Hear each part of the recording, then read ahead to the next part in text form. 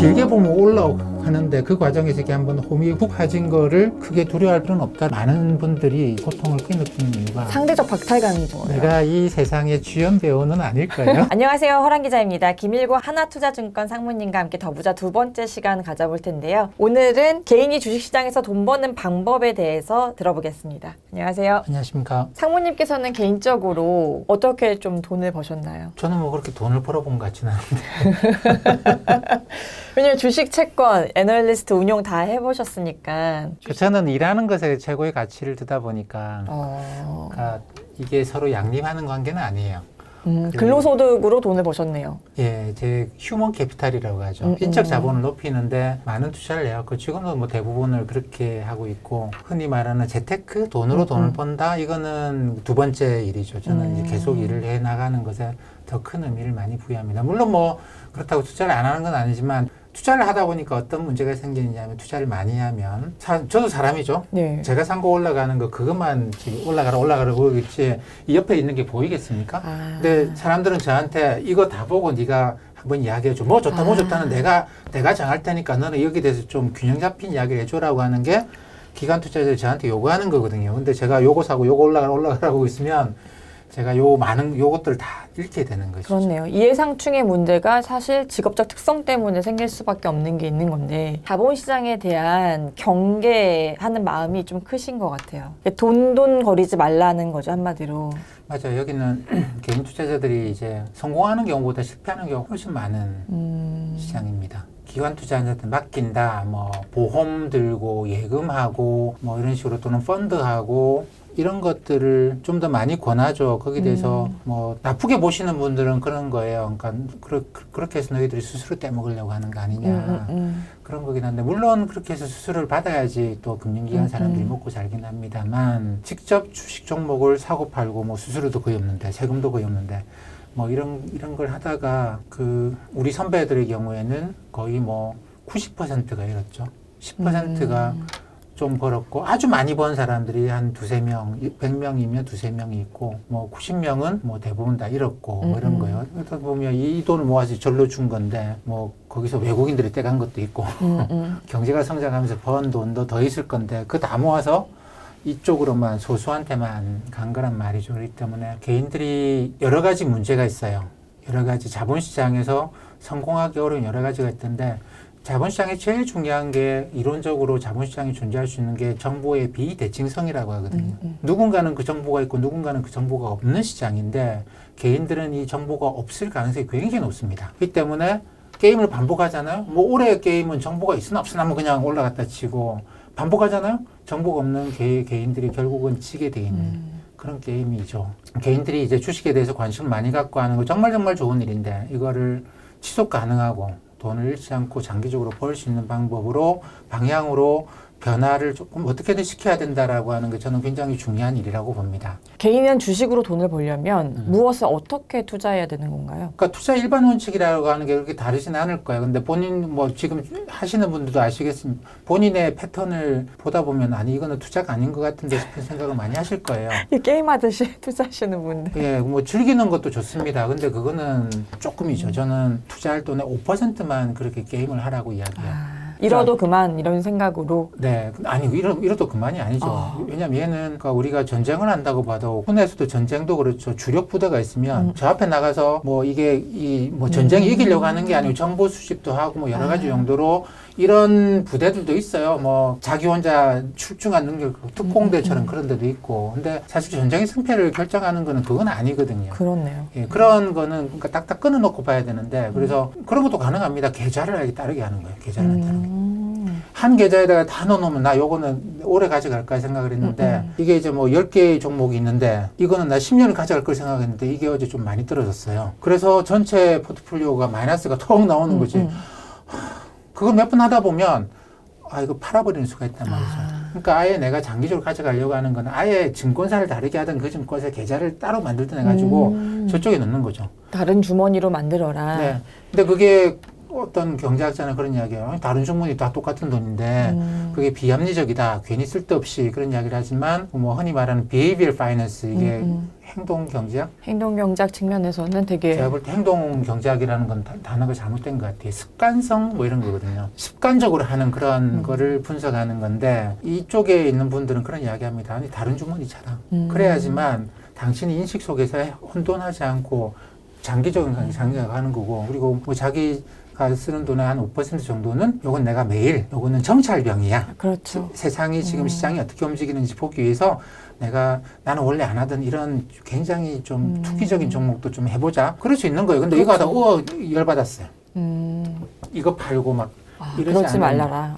예, 그럴 만한 준비가 돼 있어야 되고 그래서 주식 투자도 상당히 입체적이어야 됩니다. 금액이 많든 작든 입체적이어야 돼요. 자기의 주력 내가 이걸 움직일까? 그러다 보면 야, 이 종목 정말 괜찮네. 그거는 절로 보내는 거죠. 저기 좀 사고 내가 지금 돈이 없는데 일단 10주만 사. 돈 있을 때마다 여기다가 조금씩 더 사야지. 그 메모를 했습니다. 그래서 이제 월급날 되면 월급 물론 들어왔다가 많이 나가기도 하지만 그중에 일부는 여기다가 넣어서 그날 요것도 사고 이렇게 그런 종목도 있고요. 요건 장기, 요거는 중기, 요거는 샀다가 좀 올라가면 팔 수도 있는데 웬만하면 1년 정도 가지는다 생각하고 투자하는 것도 있을 것이고 중기가 1년이네요. 네, 장기는 이거는 뭐 내가 나중을 위해서 노후의 은퇴 자금을 위해서 그 정도까지 생각하고 가는 것이고 중기도 있을 수 있고요. 그 다음에 이제 단기도 있을 수 있고 지금의 상황에서 갖고 있는 주식 비중을 얼마나 좀 가져가는 게 현명할까요? 그 주식이 어떤 주식이냐에 따라 달라지겠죠. 뭐 저 같은 경우에도 사실 개인적으로 채권이 금리가 워낙 낮아서 이게 의미가 좀 없어져 버렸어요. 그러다 보니까 옛날에는 뭐 주식 40, 채권 60, 주식 60, 채권 40 이런 것도 많이 했는데 지금은 이거를 다 주식으로 바꿔야 되는 그런 상황이기도 한 것 같아요. 근데 그렇게 되면 근데 그 주식이 어떤 주식이냐라는 겁니다. 채권 성격이 강한 주식으로 바꾸고 대신 이제 뭐 현금을 갖고 있어야 되는 거는 앞으로 이제 내년 초나 아니면 내년 중반이나 올 수 있는 작은 변동성 장에 대비하기 위한 거잖아요. 네. 그런 걸 좀 가져갈 필요가 있다고 보시나요? 그렇죠. 특히 배당 같은 경우에는 해외에서는 배당 수익률이 꽤 높은 것들이 많이 있거든요. 그리고 뭐 세금도 비슷해요. 국내 하는 거나 해외 하는 거랑 주식은 국내 하는 거 세금하는 자본이득에 대해서는 세금 차이가 굉장히 심한데 배당이나 이런 것에 대해서는 좀 비슷합니다. 어차피 다 이자 소득세이기 때문에 배당 많이 나오는 주식은 좀 채권 성격이에요. 뭐 물론 부도 위험도 갖고 있는 그런 가격 변동이 좀 큰 채권의 성격인데 그거의 비중을 좀 늘리고 그러면 그 다음에 또 이제 뭐 좀 안전자산으로서 내가 따로 금을 좀 계속 사고 있다.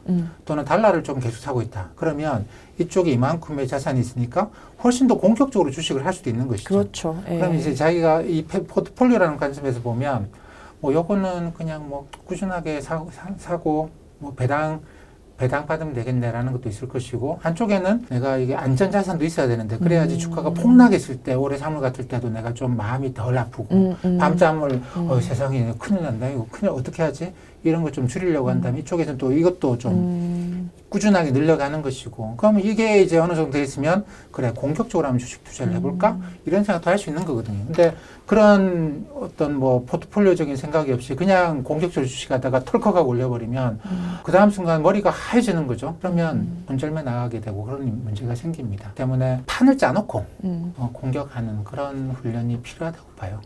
개인적으로 혹시 이렇게 보수적인 투자 스타일을 갖게 된 이유는 한번 크게 잃어보셔서인가요?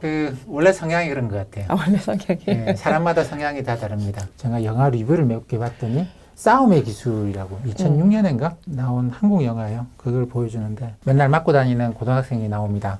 걔가 싸움에서 이기고 싶은 거예요. 그래서 싸움의 고수를 찾아다니는데 얘도 이 사람도 아니고 저 사람도 아니고 근데 백윤식 씨가 등장하죠. 싸움의 고수. 그래서 진짜 싸움의 고수고 뭐 다 배웁니다. 이 백윤식 씨한테 절정의 고수한테 다 배우는데 그래도 맞고 오는 거예요. 그때 이 싸움의 고수인 백윤식 씨가 뭐라고 이야기를 하냐면 네 안에 있는 두려움 때문이다. 맞아본 자의 두려움. 그것 때문에 기술을 구사하지 못한다라는 거예요. 주식도 마찬가지입니다. 그래서 큰 손실을 한번 보고 나면 그 다음부터는 그 두려움 때문에 움직이지 못해요. 움직이지 못합니다. 그래서 주식에서 제일 중요한 거는 워렌 버핏이 그런 이야기 하죠. 1번, 잃지 않는 것이다. 2번, 1번을 잊지 않는 것이다. 벌 때는 다 벌어요. 근데 시뮬레이션을 해보면요. 동전을 던져서 안변이 나오면 50% 주고 뒷면이 나오면 마이너스 40%라고 하죠. 50% 마이너스 40%면 반복하면 이기겠네. 아닙니다. 마이너스 40%라고 하는 게 너무 큰 거예요. 한 방에 그 당하고 나면 거의 대부분의 경우가 거의 대부분이 이렇게 쭉 시뮬레이션을 해보면 경우의 수로 절반 이상이 깡통이에요. 반복해 나가면. 물론 어마어마하게 돈 버는 경우가 낮은 확률로 좀 나옵니다. 근데 절반 이상이 깡통이에요. 50% 벌고 40% 잃었을 뿐인데 40% 잃은 게 너무나 큰 거죠. 그래서 40% 안 잃고 50%안 벌고 10% 벌고 5% 깨지는 게 훨씬 더 나을 수 있다라는 겁니다. 근데 그거는 이제 반복적으로 해봐야지 깨우치는 일이거든요. 근데 처음 하신 분들은 아직까지 거기에 대해서 잘 생각이 없으시죠. 그럼 개인들이 1번 잃지 말아야 한다. 2번, 1번을 잊으면 안 된다. 알고 있어요. 근데 이제 40% 어쨌든 폭락의 어떤 그런 위기들이 왔어요. 이 위기에서 살아남으려면 어떻게 해야 돼요? 길게 보면 올라가는데 그 과정에서 이렇게 한번 홈이 훅 파진 거를 크게 두려워할 필요는 없다라는 거죠. 가령 내가 퇴직 후의 삶을 위해서 가령 투자를 하고 있다. 그 뭐 크게 바뀐 건 없네.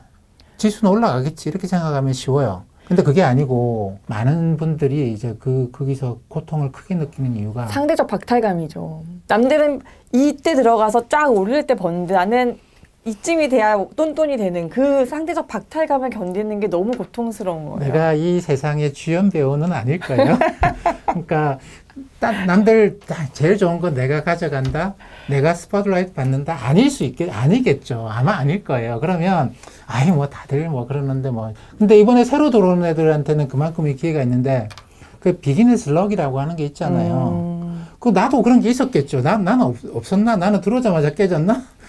박스 꺼낼 때 따박따박 정리식으로 들어가고 있었는데 이렇게 40%에 확 맞은 거죠. 그런 경우도 있고 저런 경우도 있겠죠. 그렇게 보면 길게 보면 이거는 큰 문제가 없어요. 큰 문제가 없는데 짧게 내가 이제 하루하루 뭐 샀다가 팔았다가 하는 사람인데 어제 50% 벌고 오늘 40% 잃고 이렇게 한번 해보세요. 시뮬레이션 해보면 이러면 50% 이상이 몇 달 안 가서 다 깡통입니다. 그랬을 때 그러면 개인들은 어떻게 해야 되죠? 그런 일이 생기면 1번 이런 식의 시간이 지남에 따라서 깡통이 되는 길은 저는 이제 가급적이면 그 길은 이제 그만 가십시오라고 이야기를 하는 거죠. 근데 그게 주식하다가 좀 재미가 붙기 시작하면 매일매일 뭔가를 하고 이거 샀다가 저거 팔고 싶고 사람들이 하는 이야기를 듣고 뭐 이거는 이랬나 저건 저랬나 이렇게 하고 싶은데 그걸 좀 평정심을 찾을 만큼 스스로가 좀 여기서 좀 떨어져야 됩니다. 주식에 대한 관심도를 내가 얼마를 갖는 것이 장기적으로 유지 가능한 걸까를 생각해보고 지금 너무 많은 관심을 갖고 있다면 관심을 줄이셔야 되죠. 줄여서 일상생활과 이게 그냥 자연스럽게 돌아갈 수 있도록 하고 이게 제일 중요하다고 봐요. 너무 많은 관심은 주식을 내가 해를 입을 수도 있다 생각을 해야 되고 그리고 좀 더 길게 내가 주식을 계속 투자하고 가려고 그러면 저는 그거라 보는데 나의 퇴직연금하고 연결시켜버리는 거예요. 장기 투자의 관점에서. 네. 그래 놓고 나면 보는 종목도 달라지고요. 내가 저기는 따블었다고 내 영역은 아닌 것 같아. 이렇게 좀 영역을 바꾸게 됩니다. 그렇죠. 그러면 물론 뭐 앞으로 경기 침체가 오면 주가가 뭐 주가 지수도 30%씩 떨어지고 하는 경우도 있겠습니다만 좀 길게 보고 접근하는 게 평정심을 갖고 큰 손실의 측면을 잘 안 하는 가장 핵심적인 가치라고 봐요. 네, 지금까지 김일고 하나투자증권 상무님 모시고 개인이 주식시장에서 돈 버는 법에 대해서 들어봤습니다. 감사합니다. 감사합니다.